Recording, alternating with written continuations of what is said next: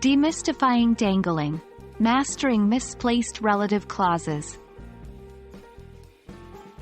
Hello there, English language enthusiasts. Welcome back to our series on relative clauses.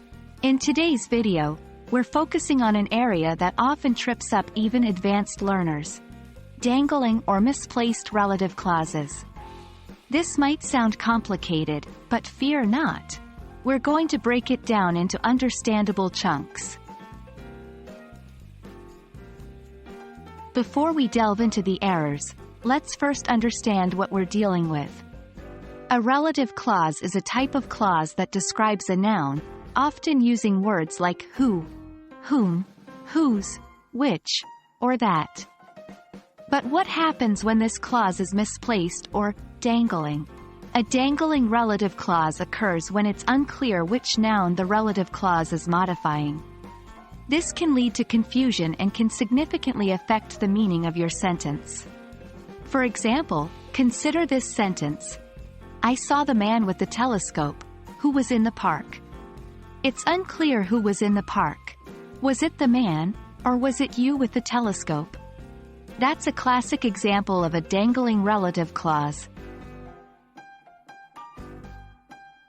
Now that we've understood what a dangling relative clause is, let's look at some common mistakes people make. 1. Ambiguity. The most common issue is ambiguity. When you place the relative clause too far away from the noun it's supposed to modify, the meaning becomes unclear. 2. Incorrect. I met a woman on my trip to Canada who has blue hair. 3. Correct. On my trip to Canada, I met a woman who has blue hair. 4. Incorrect placement. Another frequent mistake is putting the relative clause in the wrong place. The clause should always be as close as possible to the noun it's modifying. 5. Incorrect. She gave me a gift for my birthday that she bought from the market. 6. Correct. She gave me a gift that she bought from the market for my birthday. Knowing the problem is half the battle, but let's discuss how to avoid these errors. 1. Check for clarity. After writing a sentence, read it aloud and check if the meaning is clear. If it's ambiguous, you probably have a dangling relative clause. 2. Reposition the clause. If your clause is causing confusion, try moving it closer to the noun it's supposed to modify. 3.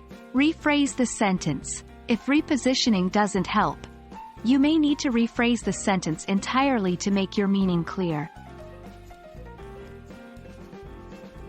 And that brings us to the end of our journey with dangling or misplaced relative clauses.